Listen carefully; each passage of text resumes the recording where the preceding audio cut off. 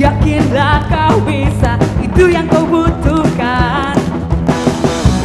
Tak akan ada inilah tantangan, itu yang mengasamu pada kemenangan. Perubahan tak ada yang begitu saja, itu karena pilihan. Oh, bangkitlah teman, perjuangkan mimpimu. Tak akan ada kemajuan tanpa tindakan perubahan. Hidup kita hanyalah untuk sekali, jadikanlah itu sangat berarti untuk dijalani. Satu lagi, segera Anda saksikan acara yang menggugah inspirasi hadir ke hadapan Anda. Halo Nusantara, kita sambut pembicara nomor 1 Indonesia, Tung Desem Waringin.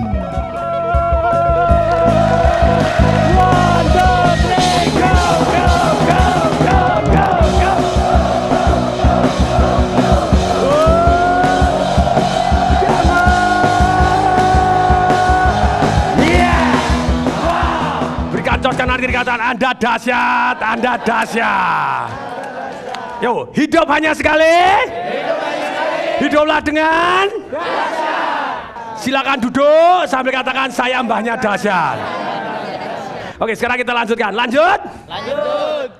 Malam hari ini saya akan share tentang ilmu yang sangat dahsyat luar biasa yang saya belajar dari guru saya. Karena ilmu ini adalah basic dari satu orang yang namanya Anthony Robbins. Saya tanya dulu, siapa yang hadir di sini yang sudah pernah dengar kata-kata Anthony Robbins jauh sebelum hari ini? Angkat tangan. Siapa yang baru kali ini? Angkat tangan. Siapa yang apapun saya tanya tidak akan pernah angkat tangan? Angkat tangan.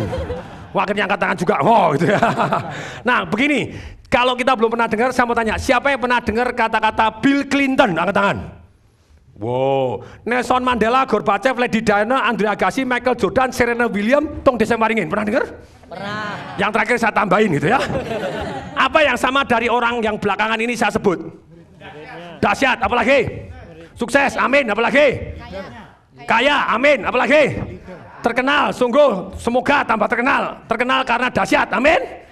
Nah, tapi ada satu lagi yang sama. Ternyata mereka semua adalah murid dari satu orang yang namanya Anthony Robbins. Dulu sebelum saya ikut seminarnya Anthony Robbins, saya heran, kenapa orang-orang dahsyat tadi kok belajar dari Anthony Robbins? Ternyata enggak.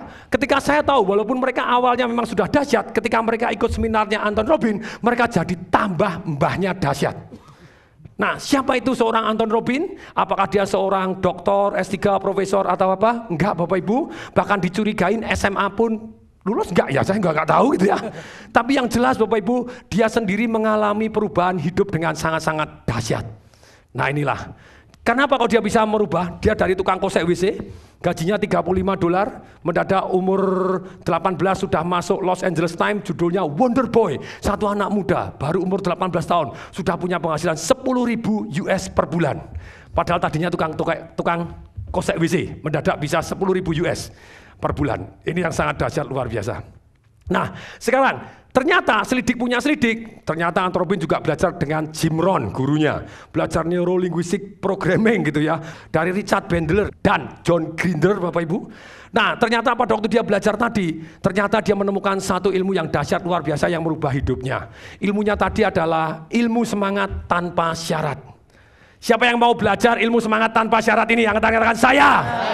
Tentu saja itu satu dari banyak ilmu yang dia pelajarin, tapi ini yang betul-betul sangat-sangat dahsyat luar biasa, merubah fear into power, merubah rasa takut atau emosi tidak pada tempatnya menjadi keberanian yang dahsyat luar biasa, tentu saja yang pada tempatnya.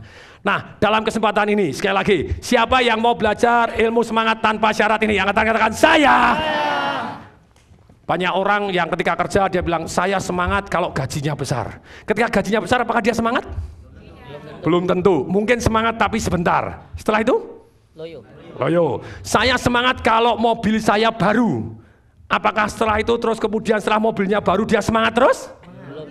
Belum tentu. Ada orang semangat kalau nonton bola dengan satu ruangan yang 60.000 orang di stadion. Yes, semangat. Pulang? Belum tentu. Pulang apa Bapak Ibu? Belum tentu. Ternyata ada ilmu yang dahsyat luar biasa. Ini, ilmu merubah emosi. Bagaimana tetap bersemangat dalam situasi sesulit apapun. Ilmu semangat tanpa syarat tadi, situasinya bisa sama, tapi semangatnya berbeda. Nah, ini, ada 4 hal. Ada berapa hal? 4. Dikatakan oleh Anthony Robbins, nomor 1, our emotion is created by our motion. Emosi kita diciptakan dari gerakan kita. Emosi kita diciptakan dari gerakan kita. Langsung saya jelaskan. Siap? Pertanyaannya Bapak Ibu, tolong perhatikan saya, dengarkan, rasakan baik-baik. Kalau ada orang Bapak Ibu, saya mau tanya kepada Bapak Ibu, ada orang saya taruh di balik layar ini. Orangnya lagi sedih, kecewa, depresi berat. Pertanyaan saya tolong dijawab serentak. Dagunya ke atas atau ke bawah? Mulutnya tersenyum atau merengut? Bahunya buka atau nutup? Tangannya di luar atau di dalam? Napasnya panjang-panjang atau pendek-pendek? Malah saking pendeknya sering lupa bernapas. Inilah. Sekian ratus orang kok jawabannya sama? Karena Bapak Ibu sering ngalami sendiri. Ya toh ya? Coba lihat nih, ada wajahnya mencucu nih. Langsung senyum. Nah, langsung. Nah, ternyata begini. Ini penting nih. Kalau saya rubah, tolong goyang-goyang dulu, goyang-goyang badan, goyang-goyang semua. Tarik nafas panjang. Hembusan. Kalau di balik layar di sini, saya taruh satu orang yang baru aja dapat hibah 100 miliar rupiah cash keras tanpa syarat, tanpa perlu mengembalikan. Pertanyaan saya Bapak Ibu, ini kira-kira dagunya ke bawah atau ke atas? Ke atas. Terus kemudian bibirnya merengut atau tersenyum? Tersenyum. Saking lebarnya sampai wajahnya terbelah jadi 2. Pertanyaan saya Bapak Ibu, bahunya nutup atau buka? Buka. Tangannya dalam atau di luar? Di luar. Napasnya pendek-pendek atau panjang-panjang? Yes. Panjang-panjang dan yes, betul? Lu kok semua jawabannya sama? Apa sering terima hibah? Sering. Nah, sekarang begini Bapak Ibu, sekarang begini. Ternyata gerakan kita adalah sangat mempengaruhi emosi kita. Mari kita praktek adalah cara yang terbaik. Siap? Siap. Siap? Siap. Kalau Anda membuktikan bahwa gerakan ini yaitu dengan cara praktek. Dengan cara apa? Praktek. Yang di rumah juga boleh ikut praktek. Kalau Anda praktek, Anda akan mengalami sesuatu hal yang perubahan yang sangat dahsyat luar biasa. Sekarang begini, perhatikan Bapak Ibu. Kalau Bapak Ibu pernah nggak mengalami hal yang menyedihkan? Pernah. Semua pernah gitu ya. Mari kita tes. Tolong berdiri semua. Yes. Berdiri, semuanya berdiri, terlibat semua berdiri. Satu kaki ke depan, tidak peduli kaki kanan, kaki kiri. Terus kemudian berat badannya agak ke depan, jadi pada waktu Anda begini berat badannya agak ke depan. Nah, tarik begini. Terus kemudian tarik napas panjang-panjang. Busungkan dadanya, tangan 2 ke atas. Kemudian senyumlah selebar mungkin. Mata dibuat cerah, senyum selebar mungkin, senyumlah. Tetap dalam posisi seperti ini, tangan 2 di atas, dada dibusungkan, napas panjang-panjang, mata ke atas, senyum selebar mungkin. Dalam posisi seperti ini, ingat-ingatlah hal-hal yang menyedihkan. Bisa atau tidak? Sulit setengah mati tidak bisa, ya atau ya? Bapak Ibu baru membuktikan bahwa gerakan kita sangat menentukan emosi. Gerakan-gerakan tertentu Bapak Ibu tidak bisa sedih, gerakan-gerakan tertentu mendadak Bapak Ibu punya memori yang menyedihkan. Tepuk tangan dulu untuk Bapak Ibu semua, kasih suara. Mari bicara rame. Yeah. Wow, berikan cos karena dikatakan Anda dahsyat, Anda dahsyat. Silakan duduk sambil katakan saya mbahnya dahsyat. Nah, ini gerakan sangat penting, gerakan sangat penting. Pertanyaan saya, Bapak Ibu pada waktu bangun tidur pertama kali apa yang Bapak Ibu lakukan? Ngolet. Setelah ngolet apa yang Anda lakukan? Tidur lagi.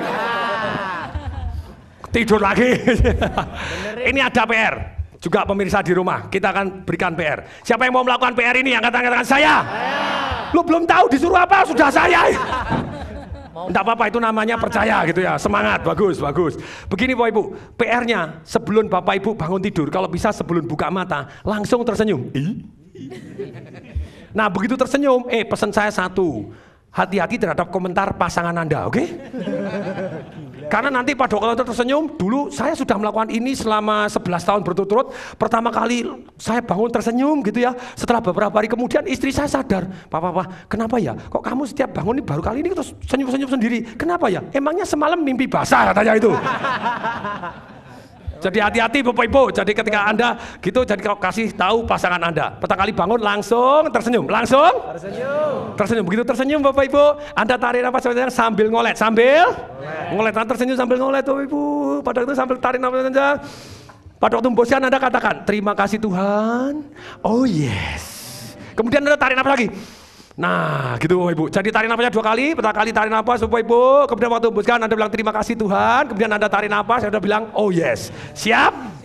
Nah, praktek adalah guru yang terbaik. Rasakan terhadap perubahan emosi Anda dan semangat Anda. Siap? Oke, pura-pura tertidur. Yo, pura-pura tertidur semua. Pura-pura tertidur semua. Nah, tertidur. Yo, bangun tidur langsung senyum semua. Tarik nafas panjang, ngolet semua yo. Katakan, terima kasih Tuhan. Tanya apa lagi? Oh yes. Enak? Siapa yang merasa enak? Angkat tangan, katakan saya. Ini kunci awal Bapak Ibu. Gerakan kita sangat mempengaruhi emosi.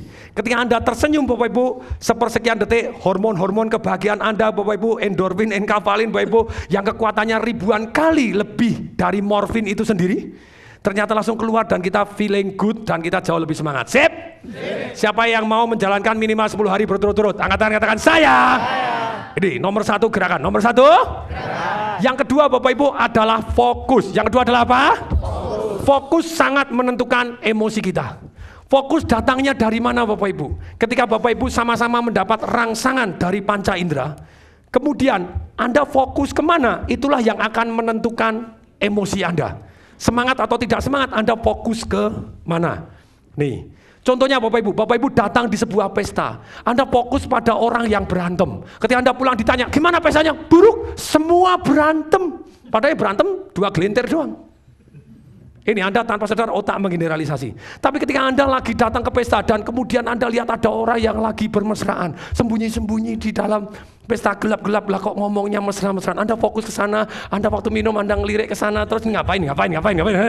Ketika ditanya, gimana pestanya? Waduh, romantis sekali. Semua pacaran. Padahal hanya 1 doang Bapak Ibu. Fokus Anda menentukan emosi. Dari mana datangnya fokus?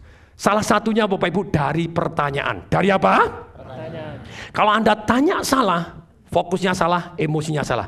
Kalau emosinya salah Bapak Ibu, pertanyaan salah. Emosinya salah, keputusannya betul atau salah? Kalau keputusannya salah, pertanyaan saya, tindakannya betul atau salah? Kalau tindakannya salah, hasilnya? Kalau hasilnya salah, nasibnya? Kalau nasibnya salah, hidupnya? Dahsyat luar biasa. Tepuk tangan dulu untuk Bapak Ibu semua.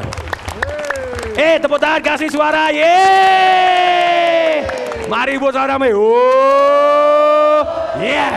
Wow.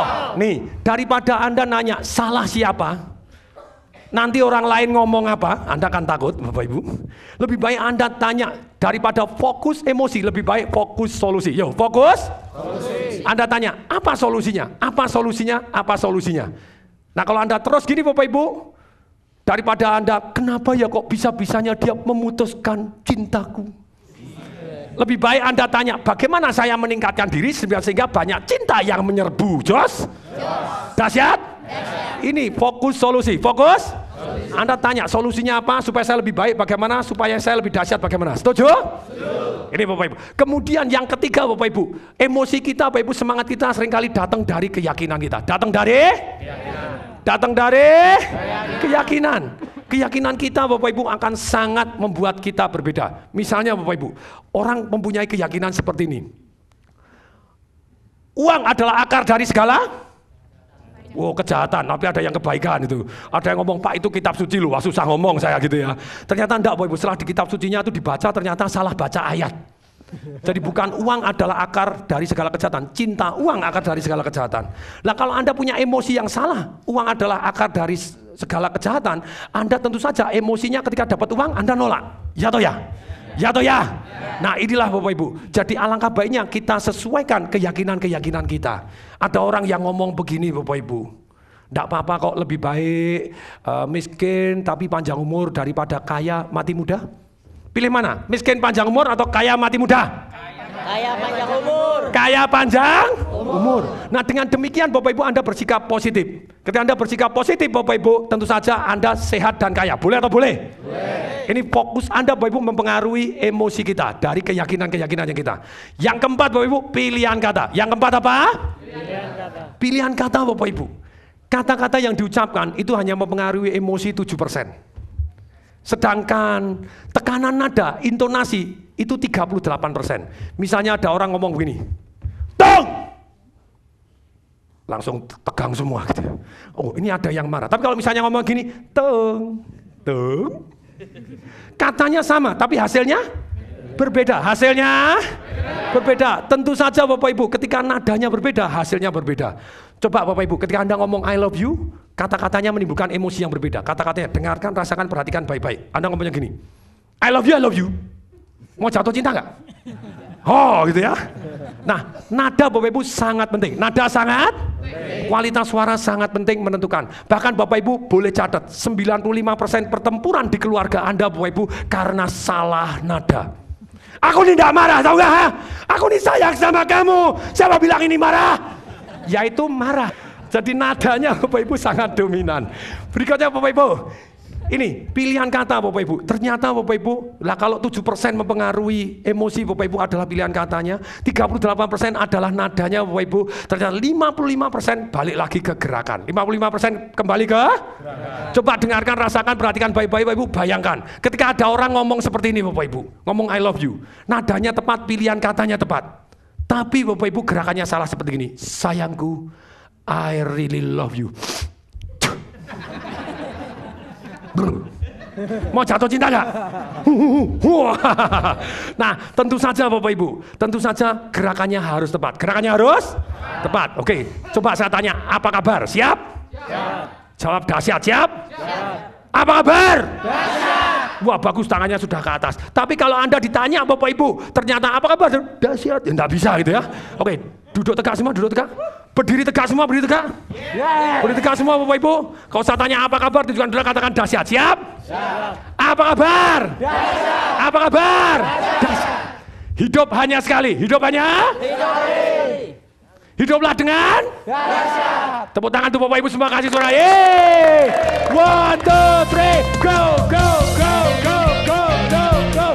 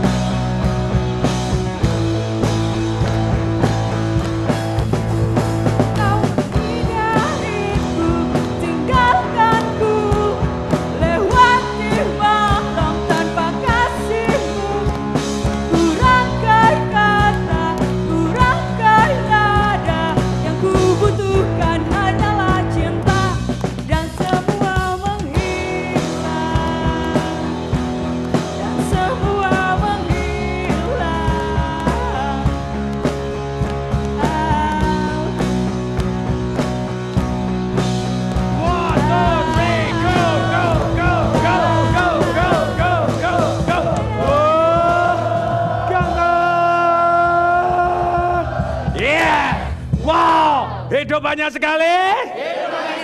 Hiduplah dengan dahsyat. Berikan tos kanan kiri, katakan Anda dahsyat, Anda dahsyat. Silakan duduk sambil katakan saya banyak dahsyat.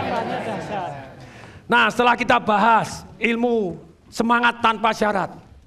Satu, kita harus menjadi tuan dari gerakan. Satu, tuan dari gerakan. Yang kedua, tuan dari fokus. Kedua, tuan dari fokus. Yang ketiga, kita betul-betul memilih keyakinan yang benar. Keyakinan yang benar. Yang keempat, kita memilih pilihan kata. Yang keempat, kita memilih pilihan kata. Semua ini membentuk kita semangat atau tidak semangat. Maka dalam kesempatan ini, Bapak Ibu, silakan kalau ada yang mau tanya. Kalau tanya enggak ada, boleh sumbang saran. Sumbang saran enggak ada, sumbang duit saya terima. Oke, tanya. Siapa yang mau tanya? Oke, silakan. Selamat malam Pak Tung, salam dahsyat. Salam dahsyat Pak. Saya Darmadi Kurniawan, saya penulis coverpreneur bersama istri saya. Saya ingin bertanya Pak Tung, ketika kita sudah mempunyai goal yang jelas atau yang smart, kemudian gimana mempertahankan goal tersebut untuk tetap fokus? Dan gimana mengatasinya ketika ada hal-hal lain yang mendistract fokus tersebut? Itu aja saya Pak Tung. Oke, kasih tepuk tangan dong, kasih suara. Tepuk tangan, kasih suara. Yeay. Yes. Wow, saya ulangi pertanyaannya, kalau kita sudah punya goal, bagaimana kita bisa fokus dengan adanya begitu banyaknya gangguan ataupun tantangan ataupun distraction di dalam kehidupan ini. Satu, goalnya harus ditempel. Jadi kalau kita tidak pernah lihat, kita cenderung lupa. Tapi kalau kita tempel, pagi, siang, sore, malam kita lihat, tentu saja hasilnya akan berbeda. Pertama kali saya belajar ilmu fokus ini, kemudian saya pulang dari seminar, saya tulis pakai papan. Istri saya tahu persis pada waktu saya mau tidur, terus kemudian saya baca. Waktu saya tidur, saya baca. Kadang istri saya pada waktu itu saya lagi nganggur gitu ya. Alah, mana bisa penghasilan segini, nganggur aja gaya katanya gitu. Nah, ternyata betul juga. Langsung pada waktu itu Oktober saya buka bisnis, kemudian Desember buka bisnis, Januari dua-duanya tutup. Nah, ternyata Bapak Ibu untuk itu butuh strategi. Butuh apa? Strategi untuk mencapai goal kita. Tetapi pada waktu itu ketika yang saya tulis akhirnya tercapai di bulan Agustus tahun berikutnya, saya bilang istri saya, bisa kan? Istri saya langsung ngomong, wow, jadi ditulis gitu aja bisa ya? Kalau gitu mari kita hapus, kita ganti yang lebih besar. Jos? Dahsyat? Tepuk tangan dulu dong untuk istri saya, kasih suara. Yeay! Tepuk tangan, kasih suara, sungguh-sungguh, kasih suara. Yeay! Mari buka rame. Yes. Wow. Tulis, tempel, baca, visualisasi, sering diulangi, taruh di dompet, bila perlu terus dibaca. Sehingga kalau kita lagi Anda tanya, apakah yang saya lakukan hari ini sudah mengarah ke sini atau belum? Hasilnya sudah mendekatkan atau malah menjauhkan? Mana yang harus saya koreksi sehingga saya bisa ke sana? Dan tentu saja supaya goal Anda lebih mudah, Anda tanya kepada diri sendiri, siapa yang sudah mencapai goal kita ini? Nah, kemudian adalah bergaullah dengan orang-orang tersebut, Anda kemungkinan berhasilnya jauh lebih cepat. Oke, semoga terjawab. Pertanyaan yang kedua, angkat tangan. Kalau tidak mau angkat tangan, angkat kaki. Buat ketawa gitu loh ya. Wah, ketawa ya, sudah ya. Silakan sebutkan nama dan dari mana? Nama saya Pak Baim dari Duta for Sukses. Baim bintang film bukan? Bukan Pak. Mirip Bapak Ibu betul? Sama-sama manusia, oke? Iya. Silakan. Iya Pak, terima kasih atas waktunya. Tadi ada 4 yang Pak Tung sampaikan, ilmunya Anthony Robbins. Kebetulan saya sudah baca bukunya. Yang pertama, Our Emotion is Created Motion. Kemudian yang ingin saya tanyakan adalah masalah fokus Pak. Ya. Sepengetahuan saya ada 2 tipe manusia. Yang pertama spesialis, misalnya dia mau jadi dokter atau dan lain-lain. Kemudian tipenya generalis, dia mau jadi dokter, kemudian pebisnis juga, main properti juga. Oh, maunya banyak gitu ya? Maunya banyak misalnya Pak. Nah, bagus. pertanyaan saya gimana caranya? Oh, ini kayak wanita. Gitu. Kalau wanita itu maunya, kalau enggak seperti wanita ya, kalau wanita tuh maunya cuma satu, segalanya, betul? Oh iya. Betul wanita, jadi semuanya bisnis mau semua, segalanya gitu. All in one Pak ya. Ya gimana caranya kalau kita termasuk tipe generalis dan ingin sukses di segala lini itu Pak? Wow, segala bidang. Jadi ini nafsunya banyak Bapak Ibu. Bukan hanya besar tapi banyak maunya semua gitu ya. Iya, gitu. Oke, kasih tepuk tangan untuk Bapak terima Ibu kasih, dong. Tepuk tangan, kasih suara, yeay. Sekali lagi begini, Yang namanya fokus itu di dalam satu waktu, kemudian kita menggunakan seluruh energi kita, terus kemudian tenaga kita, pikiran kita, sumber daya yang kita punyai, termasuk uang, termasuk apapun, untuk nerobos satu tantangan sehingga sampai cetak gol. Pertanyaannya, lah kalau saya maunya banyak, kalau energinya Bapak Ibu sebar, apa yang terjadi? Tentu saja tidak bisa tembus seperti sinar laser. Laser adalah kumpulan dari sinar semua digabung semua, baja pun bisa tembus. Nah, kalau demikian tentu saja alangkah baiknya kita bertahap. Kalau Anda maunya banyak, maunya apa Bapak Ibu? Anda fokus terlebih dahulu di dalam satu hal. Satu hal dulu sampai Anda tembus. Misalnya Anda dokter, ya Anda di bidang kedokteran sukses, kemudian Anda buka rumah sakit. Buka apa? Buka apa? Rumah sakit. Silakan. Gini, apapun profesi Anda, pelajarin bisnisnya gitu ya. Ketika Anda mau dokter ya buka sampai rumah sakit. Setelah itu jalan tanpa Anda. Karena enggak bisa. Jadi kalau Anda petinju ya jadi promotor tinju, jadi promotor tinju. Anda jadi pelatih tinju juga boleh, tapi mestinya kembangkan ke bisnisnya, begitu ya. Nah, kalau Anda sudah satu sampai tembus, sudah jalan tanpa Anda sampai istilahnya tanpa harus terlibat sepenuh hati, Anda mulai masuk ke yang lain. Tembak lagi sampai jalan tanpa Anda, tembak lagi, sampai akhirnya jadi banyak. Tentu saja, sekali lagi, banyak orang mau mulai takut. Karena Anda keyakinannya sini, kalau gagal bagaimana? Itu salah pertanyaan. Kalau gagal bagaimana? Anda jadi? Gagal. Anda fokus, Anda khawatir. Kalau Anda takut gagal, berani melangkah tidak? Tidak. Emosi tidak pada tempatnya. Tempatnya. Nah, ternyata begini Bapak Ibu, kalau Bapak Ibu mau fokus sampai di mana? Nah lo. Sampai di mana? Oh, tembak. Ketika Anda fokus sampai tembak kanan kiri, dan kemudian Anda betul-betul masuk ke dalam yang Anda inginkan sampai jadi. Jadi. Nah, ketika Anda sampai jadi di satu tempat, baru Anda pindah ke tempat yang lain. Boleh atau boleh? Boleh. Sip? Sip. Oke, tepuk tangan dulu dong untuk Bapak E. Tepuk tangan, kasih suara ye. Oh, yes. Wow. Jadi tadi saya ulangi lagi tentang pertanyaan. Pertanyaan, kalau Anda memang betul mau fokus, Anda tanya. Kalau Anda bilang, kalau saya mulai, nanti kalau gagal bagaimana? Lebih baik diganti pertanyaannya. Apa ruginya kalau saya tidak mulai? Apa untungnya kalau saya mulai? Boleh nggak nanya? Kemungkinan gagal ada nggak? Boleh. Tapi setelah Anda tanya, kemungkinan gagalnya seberapa besar? Resikonya apa? Pertanyaannya, supaya resikonya kecil? Supaya kemungkinan berhasilnya besar? Nah, dengan demikian Anda fokus kepada emosi yang tepat, Anda berani take action. Berani take action. Oke, sekarang kita lanjutkan pertanyaan berikutnya. Pejantan lagi. Ini tidak ada yang lelembut gitu yang mau tanya itu. Ya sudah, kali ini pejantan silakan berdiri ya. Salam dahsyat Patung, nama saya Andrew. Saya umur 21 tahun, saya masih mahasiswa. Saya mau nanya Pak, jadi saya pernah belajar dari salah satu sales director. Dia punya prinsip kalau milih sales itu yang talk less, do more.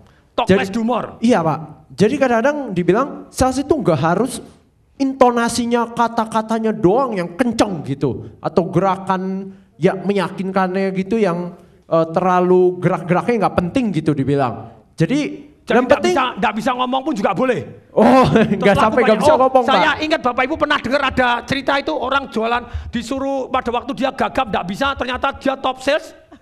Tahu? Ada yang belum tahu? Belum? Nah, itu kalau yang belum tahu ini ceritanya waktu dia disuruh jualan kamus gitu ya. Waktu jualan kamus dia nggak bisa ngomong. Padahal dia bilang, Pak mau beli enggak gitu ya.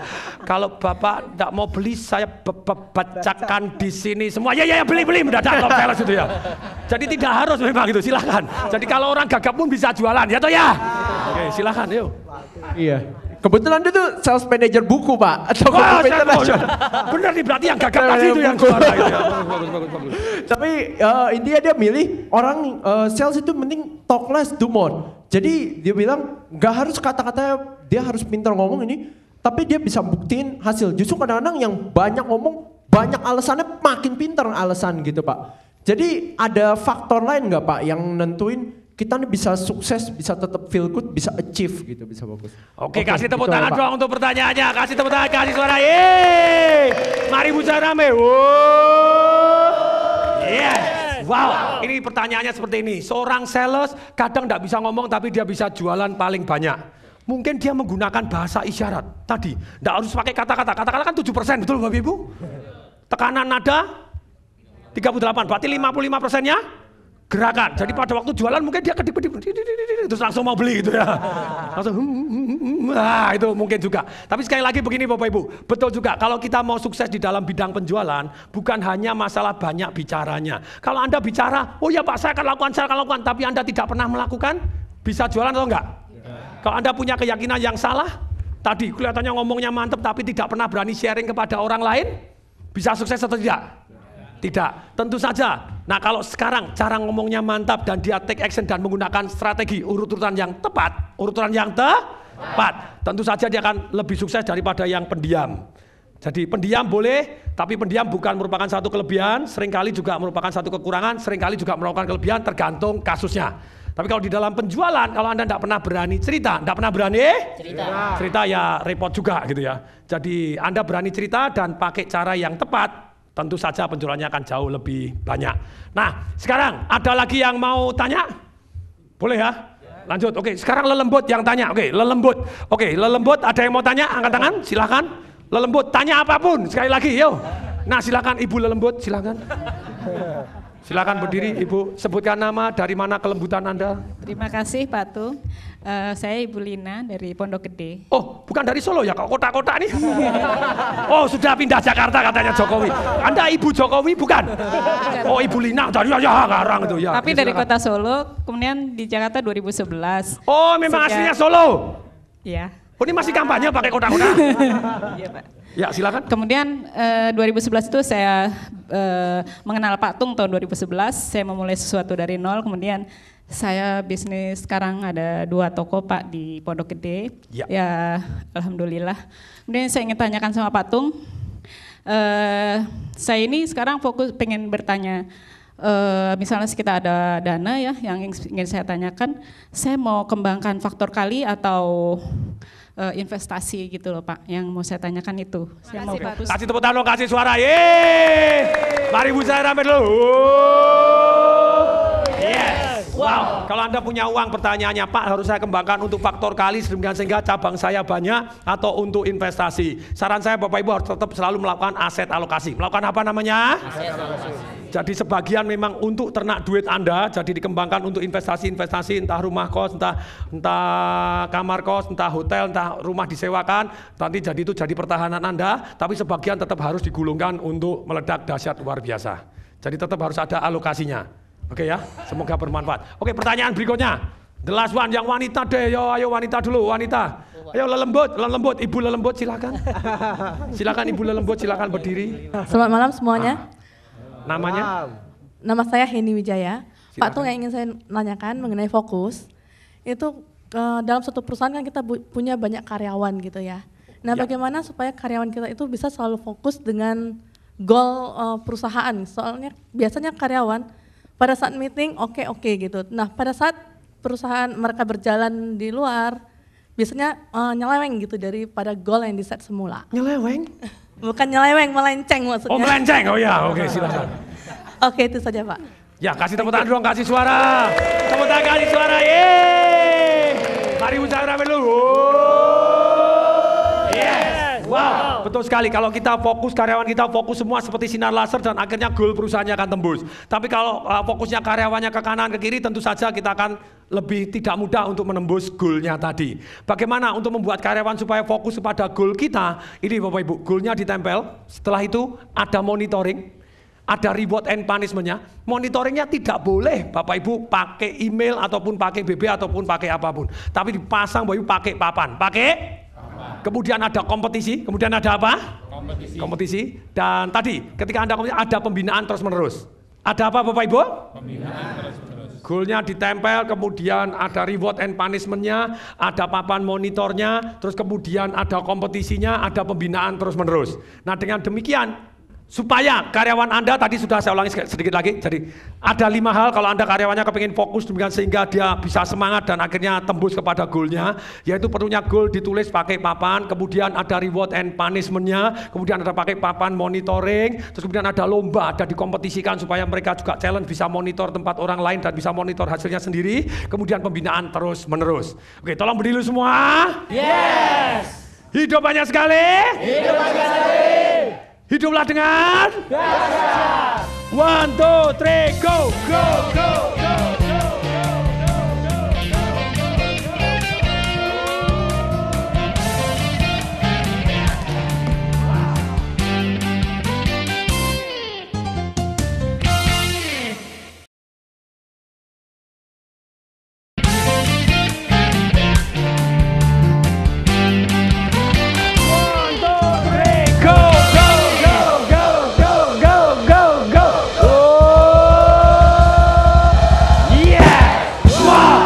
Banyak sekali.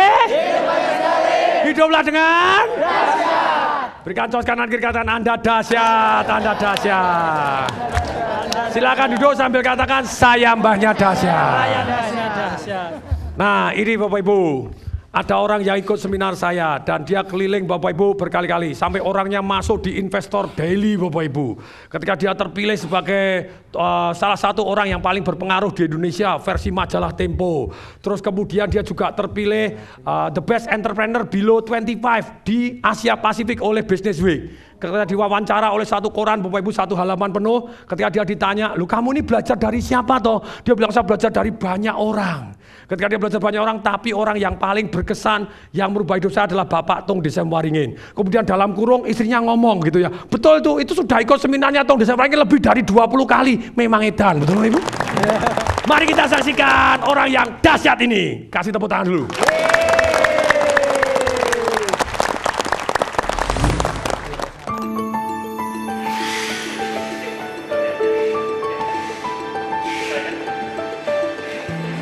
Bicara kuliner, Hendy Setiono juaranya. Hanya bermodal 3 gerobak, ia kini menguasai pasar makanan cepat saji di seluruh Indonesia hingga merambah negara tetangga, Malaysia dan Filipina, dengan bisnisnya Kebab Turki Baba Raffi.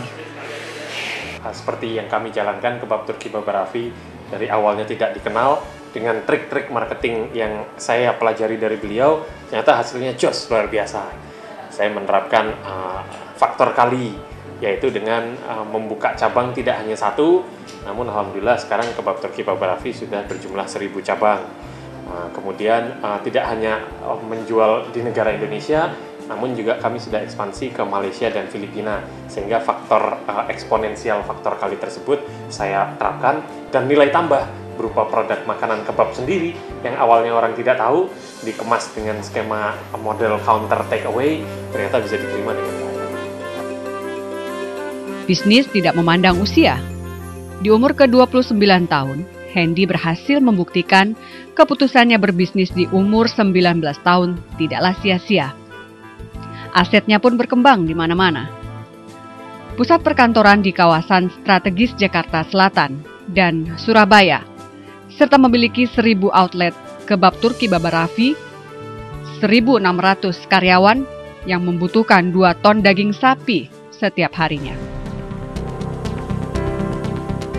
Awal saya mendirikan usaha Kebab Turki Baba Raffi tahun 2003 saat saya masih kuliah di ITS Surabaya. Di usia saya yang 19 tahun, saya mulai mendirikan bisnis makanan kebab. Jadi dengan modal saat itu 4 juta rupiah, saya bikin satu outlet gerobak sederhana yang ternyata alhamdulillah responnya sangat bagus. Saya bisa buka cabang kedua, ketiga, dan seterusnya hingga sekarang ya, berjumlah 1000 cabang. Ya, omsetnya saat ini UKM, gitu. Jadi awalnya usaha kecil melarat gitu ya, berdarah-darah ya di awal. Sekarang alhamdulillah UKM juga, jadi usaha kecil tapi miliaran. Hidup menawarkan banyak pilihan, tapi Hendy memilih untuk menjadi yang terbaik dan belajar hanya dari yang terbaik di bidangnya. Tung Desemwaringin. Pertama kali belajar seminar dari Pak Tung dari tahun 2005, saya mengikuti seminar beliau, sudah puluhan kali saya terapkan, dan setiap kali saya mengikuti seminar selalu ada poin-poin pick up ilmu baru yang saya dapatkan, dan itu saya aplikasikan. Tentunya Saya mengucapkan banyak terima kasih kepada Pak Tung yang berkat ilmunya dan sumbangsi tersebut, ya alhamdulillah menjadi bisnis yang seperti sekarang.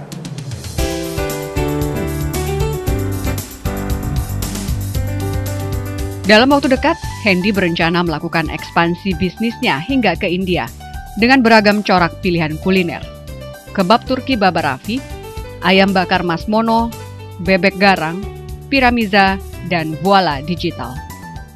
Perusahaan kami, Baba Raffi Enterprise, ini grup holding company untuk di bidang food bisnis, yaitu kebab Turki Baba Raffi, kemudian ayam bakar Mas Mono yang saat ini sudah berjumlah 40 cabang di Indonesia dan Malaysia, bebek garang, Piramiza, dan lain-lain yang semua di bidang makanan.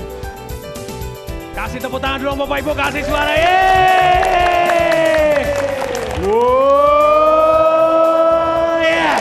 Wow! Nah, kebetulan Bapak Ibu, kita sungguh berbahagia orang yang dahsyat Sakti Mandraguna ini sudah datang di antara kita. Boleh kita minta beliaunya untuk ngomong sebentar, boleh? Boleh! Boleh? Boleh! Kasih tepuk tangan yang sangat meriah, Mr. Hendy Setiono. Oke, dahsyat. Silakan Pak Hendy. Terima kasih. Nama saya Hendy Setiono. Saya sebagai pemilik dari Waralaba Kebab Turki Baba Raffi. Saya mengenal Pak Tung sejak tahun 2005. Saya pertama kali mengikuti seminar bisnis pada saat mengikuti seminar Pak Tung, dan betul sudah puluhan kali saya ikuti dan ilmunya saya terapkan. Ya, dari pertama kali saya mulai usaha kebab di Surabaya, ya, dengan satu outlet gerobak. Ya, saat itu saya mulai sambil kuliah, masih berstatus sebagai mahasiswa. Dan alhamdulillah sekarang setelah 9 tahun saya menjalankan usaha tersebut, kami sudah mengoperasikan lebih dari 1000 outlet di Indonesia, Malaysia, dan Filipina. Wow! Bukan begitu. Jadi saya harus ngomong wow gitu toh. Sambil kaprol-kaprol. Oh ya, kasih wow, ayo wow. Kasih tepuk tangan dong, kasih suara. Ayo busangin lagi. Wow. Yes. Wow, silakan Pak. Baik, dari sini saya mencoba untuk bagaimana bisa memberikan manfaat pada bisnis yang dijalankan. Awalnya dengan satu gerai saya memperkerjakan 1 orang karyawan, tanpa disadari sekarang kami sudah memperkerjakan lebih dari 1.600 orang karyawan. Wow, 1.600 karyawan. Bahkan saya dengar kata-katanya sudah mendapatkan hibah dari World Bank, apakah benar? Iya, kami menjalin kerjasama dengan World Bank, mendapatkan satu dana grant untuk pengembangan usaha yang social impact, yaitu dengan memberikan franchise gratis terhadap orang yang skala ekonomi menengah bawah. Wow, katanya tidak mudah Bapak Ibu, katanya harus diseleksi berapa bulan dan sungguh-sungguh harus dipertanggungjawabkan, itu seperti apa seleksinya? Ya, melalui proses due diligence selama 8 bulan yang kami lalui, alhamdulillah dari 70 aplikan di Indonesia, hanya 1 yang diterima, yaitu konsep dari Baba Raffi. Kasih tepuk tangan dong Bapak Ibu, kasih tepuk tangan untuk Pak Hendy Setiono. Thank you Pak Hendy, dahsyat terus, saya tunggu kisah sukses berikutnya. Kasih tepuk tangan sekali lagi, tolong berdiri semua.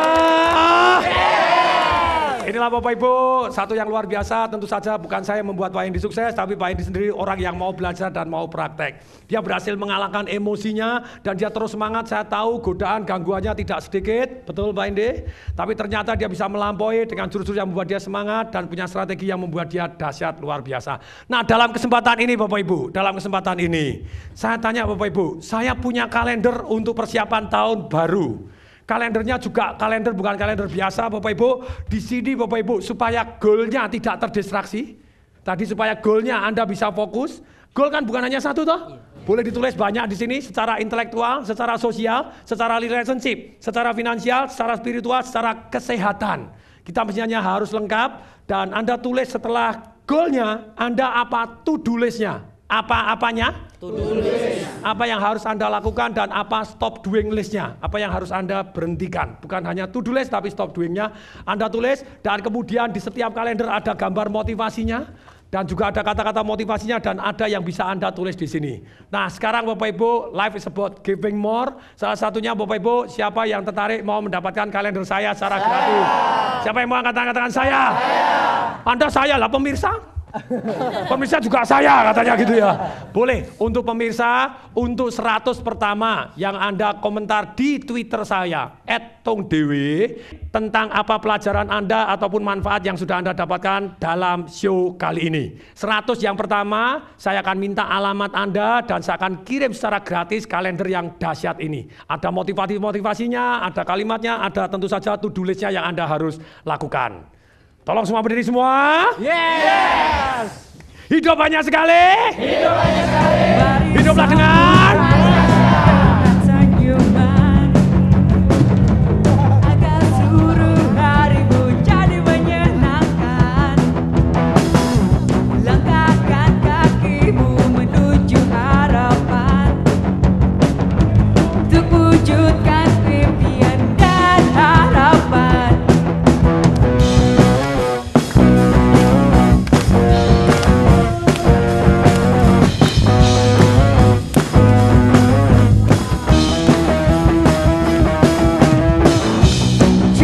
Menyerah pada keadaan. Yakinlah kau bisa, itu yang kau butuhkan. Hadapi